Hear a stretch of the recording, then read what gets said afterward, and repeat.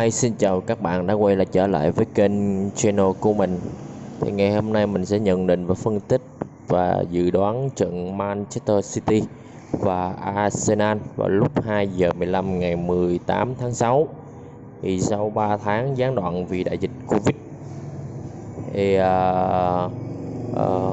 Premier League sẽ chính thức trở lại vào đêm nay với hai trận đấu bù thuộc vòng 28. Trong đó tâm điểm chính là cuộc đụng độ giữa Man City và Arsenal ở Etihad. Chưa bàn thắng tới yếu tố sân bãi, Arsenal bị đánh giá thấp hơn Man City về mọi mặt. Ở lượt đi, họ từng dễ dàng để thua The Citizen ngay tại sân nhà với tỷ số là 0-3. Thì hiện tại sau 28 trận, Man City đang đứng thứ hai trên bảng xếp hạng, trong khi Arsenal vẫn dậm chân ở vị trí thứ 9 trên bảng xếp hạng. Trong 8 màn đụng độ, Man City gần nhất ở Premier League, pháo thủ đều không biết mùi chiến thắng, hòa 2 thua 6. Vì vậy ở trận đấu đêm nay, đội bóng của Pep được xếp ở cửa trên với tỷ lệ 0,1.2, 1/2. Tuy nhiên, nếu nhìn lại quá khứ, kèo chấp này rõ ràng là tín hiệu không mấy lạc quan cho Man City. Nên nhớ, ở màn tiếp đón Arsenal mùa trước, Man City từng chấp đối thủ với tỷ lệ 0-2, hay như trận lượt đi mùa này.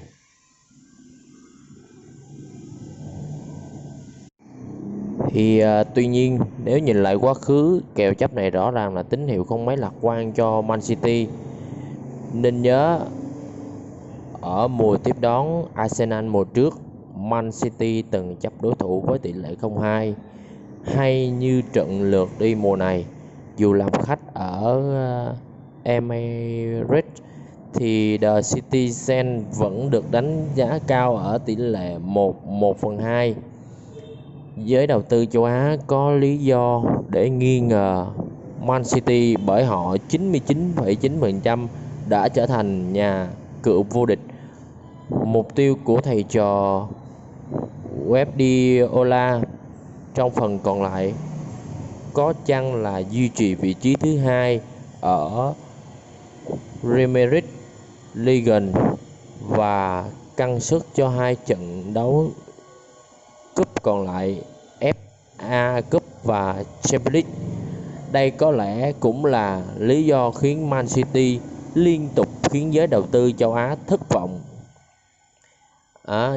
Chẳng nói đâu xa, ở 8 trận gần nhất trên mọi đấu trường, họ đã có tới 6 trận thua kèo. Etihad từng là điểm ác mộng của nhiều đội bóng, nhưng ở mùa giải này Man City không thể hiện được sự bùng nổ như kỳ vọng. Thống kê chỉ ra rằng ở 14 trận gần nhất được chơi tại tổ ấm của mình, đoàn quân của Pep chỉ 3 lần thắng kèo châu Á với kèo chấp là 0-1, 1/2 tại sân nhà. Họ từng thua kèo khi tiếp Manchester United, Cúp Liên đoàn, Everton và Chelsea. Ngược lại, đây là trận đấu rất có ý nghĩa với Arsenal. Nếu thắng, họ sẽ vươn lên thứ 8 và chỉ còn kém 5 điểm so với top 4.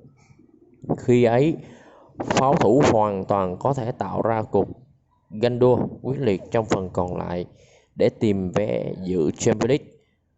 Cơ sở để Arsenal tự tin kết quả tốt là huấn luyện viên Mikel Arteta, người rất hiểu Man City sau 3 năm làm trợ lý cho Pep Guardiola ở sân Etihad.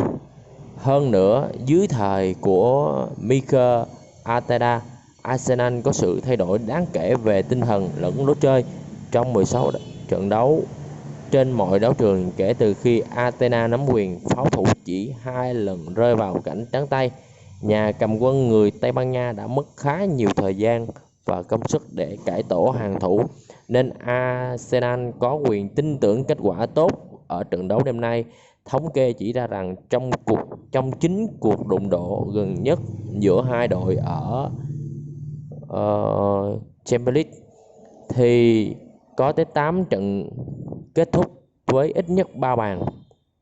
Vì vậy, tỷ lệ tổng bàn thắng của trận đấu đêm nay được đẩy lên mốc là 1/2.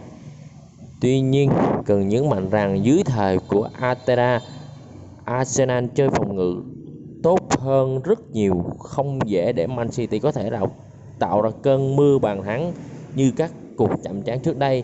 Chưa kể hai đội mới trở lại sau 3 tháng gián đoạn, rất khó để họ có thể ra sân với phong độ và thể lực cao nhất. Thì thông tin lực lượng thì Man City đầy đủ lực lượng nhất. Arsenal vắng Callum Chambers và Luka Torres vì chấn thương. Thì nhận định hôm nay dự đoán của mình sẽ là tỷ số cầm hòa 1-1. Các bạn nên chọn cửa xỉu và nằm kèo dưới nha. Chúc các bạn may mắn. Video của mình kết thúc tại đây. Xin cảm ơn các bạn.